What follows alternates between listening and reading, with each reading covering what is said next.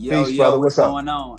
Listen, Inglewood in man, the building. What's up? Yes, sir. a lot to talk about, man. Like, I want to get into some stuff that you're doing as well. But look, first, I want to get into Deontay Wilder and Tyson Fury because you were the guy that walked him out his last fight on a rematch. You're obviously a knowledgeable fight fan.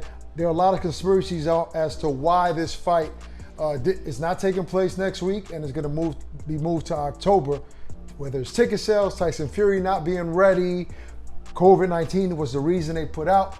What's your take on this fight being postponed? I think this fight being postponed is probably going to work in Wilder's favor, in my opinion. It gives him a little bit more time to add elements to his game that him and his new coach are working on.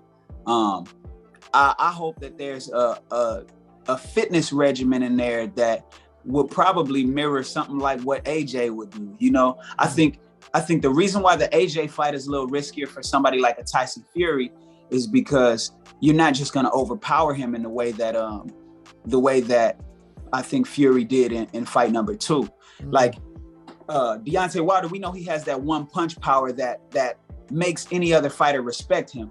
But when you have Fury, who outboxed Wilder both fights with the exception of the moments when he got knocked down, because we know you take away those 2 knockdowns in fight 1, then Fury wins on the cards, right?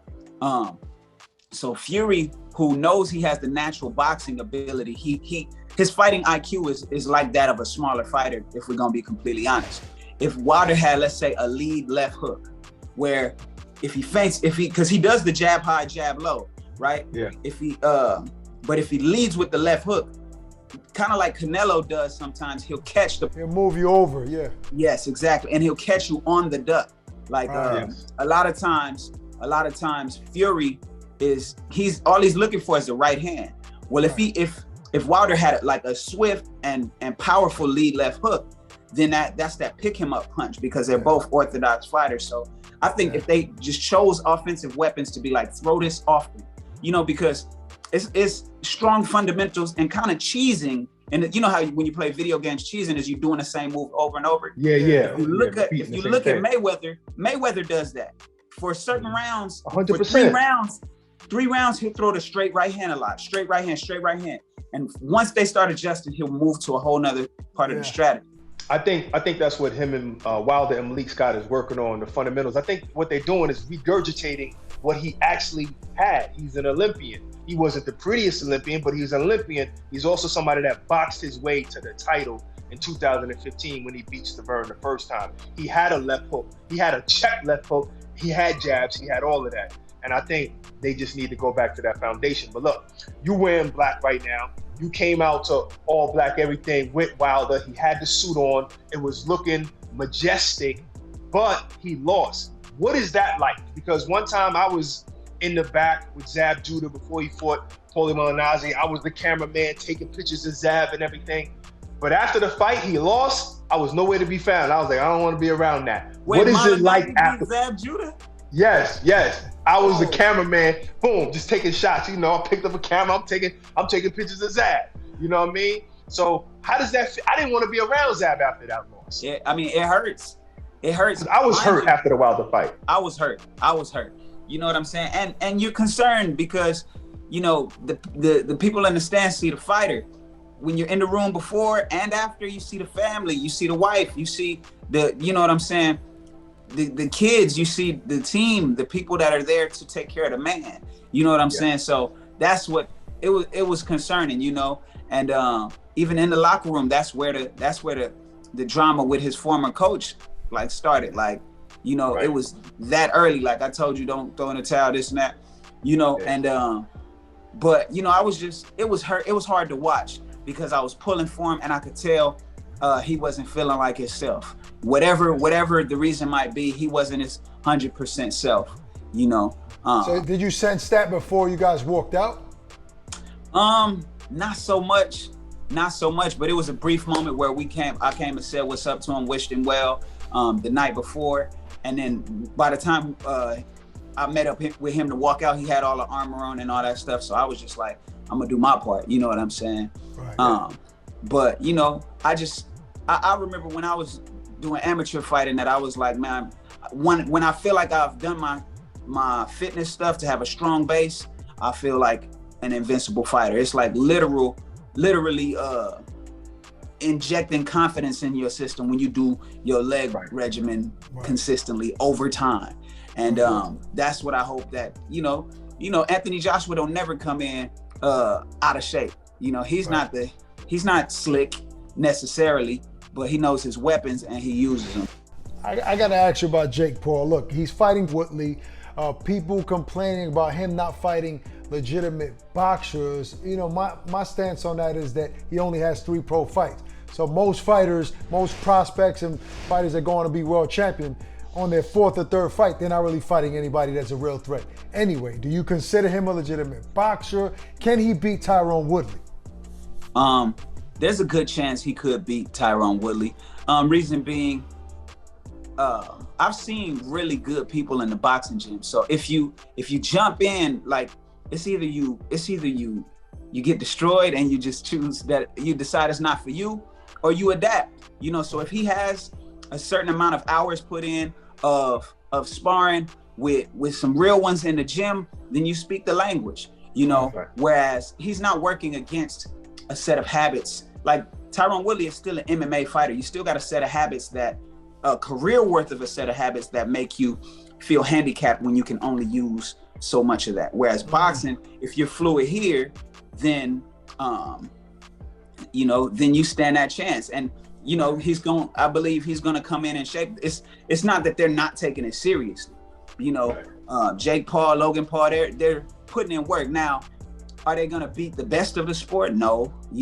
Are they gonna beat just anybody talented and experienced? No. But they're doing what actual pro boxers do. Like you said, pro boxers don't come out fighting the greatest. Even if they're those guys, they just fight them in the gym. Go get ready for your fight and pick and choose these ones that allow you to grow your brand and and build up that name. Who wants to take an early loss in boxing? Yeah, absolutely. What was your amateur record? Because I think I could set up a fight between you and Jake Paul. Hey, bro, I'm 3-0.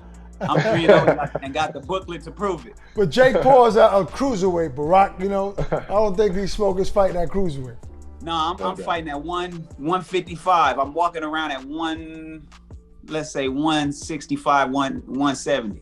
It seems like you're an Anthony Joshua fan because you mentioned him twice already. You talk about him being in shape. I understand that you could probably respect his discipline to the sport. You know what I mean? What do you think about his upcoming fight? I believe he's going to fight September 25th against Usyk. You think that's a tough fight for him? I think Usyk has a tough fight ahead of him. When you got to respect, it's when you get in with that guy, you know what I'm saying? Usyk is a great fighter, you know what I'm saying? But when you get in with that guy, that power, the stuff you want to do, you hesitate on. You know what I'm saying? Like, I kind of want to throw the jab, but he's been coming over with that right hand, or whatever it is. And so it's nothing for AJ to overlook. But like I said, AJ is a professional. And when it comes to putting together what he might lack in some people's views in terms of talent and slickness, his ability to fight, like he can straight up fight, and he comes in strong with a good game plan. So I think AJ wins that. Usyk lasts some good rounds, but I get a late stoppage. So wait a minute. I think you want to walk AJ out. What's up? You want to walk AJ out? We'll connect you two. Nah, you don't want to walk him out? What, you think you bad luck? They gonna call it the D-Smoke curse. Look, man.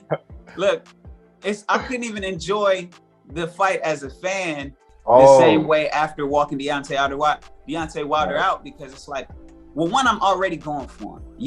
I have my own opinions on the first fight and the count and all kind of stuff. But I'm rooting for him. But being that close to it, I'm like, man, So I'm at most of the fights. I for sure want to be there. I want to meet AJ, tell him I said what up.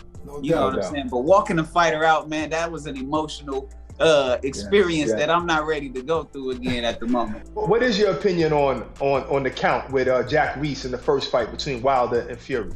One, I think Jack Reese woke him up. Like, if you look at the count, it's like that man, one, I feel like anytime somebody falls that way when their head hits the canvas, you should, out of concern for the man, you've seen referees stop it just on that. That is true. That is true. The way to fall, he hit the back of his head, bounced all that, and he was flat. And there was no stoppage. Then the way he counted was what? Like in his face, like, and I'm like, you want this man to get up, you know? And it's 9 and some change on your count, so which means depending on the next person's count, like, you know, but I'll say all that to say, you know, I believe Jack Reese was counting him to get up, but it was also, I can't take away from the fact that just like I said earlier, Tyson Fury won every round that he didn't get knocked out. Not every round, no, excuse me. But even that round that he knocked, that last round, he came on strong after getting up after 9 and landing some big shots against Deontay. So, yeah, I mean, that was the story. That's how the fight played out. And look, we're gonna have a trilogy soon. So Pacquiao Spence, let me get a prediction. Pacquiao Spence, I got Spence by split decision. I don't think Spence is gonna get Pacquiao out of there. It's interesting because they're both southpaws, so the stuff that they both are used to doing is gonna be different. But I still got Spence winning. He's gonna overpower him. I don't think he's gonna get Pacquiao out of there. It's not gonna be like a stoppage. If you stop Pacquiao, you gotta flatten. You know, you gotta put him out like Marquez. But I don't see that happening because the way Spence tends to knock people out, he wears them down, you know. But I got Spence winning now, you know. All right, listen, before you get out of here, you know, you're Grammy-nominated artist. Black Habits is a dope project, you know what I mean? What's next for D Smoke? I got another project on the way. We're looking at September, you know, so look forward to that. I can't tell you what it's called because that's a moment in time that we gonna share with y'all. But gotcha. I'm but excited no about boxing that. for you though. You're not getting into celebrity boxing. Let me say this. I almost forgot. Myself, a friend of mine, David Gross, and G Perico, we bought a boxing gym in LA. It's the historical Broadway boxing gym. You know, and so the owner passed. Her son tragically passed not far after, and you know that's the gym I came up at, and so. It's some beautiful things that we're gonna do there. We'll be inviting a lot of the professional boxing community to come out, bless the space, and you know, it's about to be something amazing. Yeah, absolutely. Yeah, for sure. All right, well, so thanks a lot for taking the time. You know, and we build it. All right, man. Look, it's always a pleasure chopping it up with you, man, and maybe we'll see you at the next big fight. Hey, man, I'll see y'all. Much love.